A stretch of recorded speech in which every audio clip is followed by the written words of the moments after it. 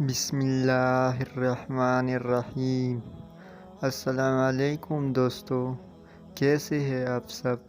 امید کرتے ہیں کہ آپ سب خیریت سے ہوں گے۔ دوستو، آپ سب کے سامنے میں پیارے حضرت محمد صلی اللہ علیہ وسلم کی کچھ حدیث رکھوں گا۔ آپ سب سے گزارش ہے کہ ان کو یاد کریں اور دوستوں کے ساتھ بھی شیئر کریں۔ اپنی موت کو یاد رکھنا۔ نبی صلی اللہ علیہ وسلم نے فرمایا، جب تم نماز کے لیے کھڑے ہو تو اسے الوداعی نماز سمجھ کر ادا کرو۔ رسول اللہ صلی اللہ علیہ وسلم نے فرمایا، کامل مومن وہ ہے جو خوش اخلاق ہو اور گھر والوں سے نرم سلوک کرنے والا ہو۔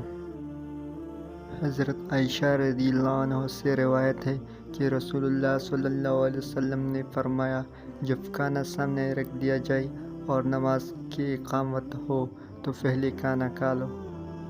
رسول اللہ صلی اللہ علیہ وسلم نے فرمایا، اللہ تعالیٰ فرماتے ہیں، میرے ذکر کے لیے وقت نکالو، میں تمہارے کاموں میں برکت عطا کر دوں گا، ورنہ دنیاوی کاموں کی کثرت تم پر اس قدر مسلط کر دوں گا کہ تمہیں فرصت ہی نہ ہوگی اور سکون سے محروم ہوگی۔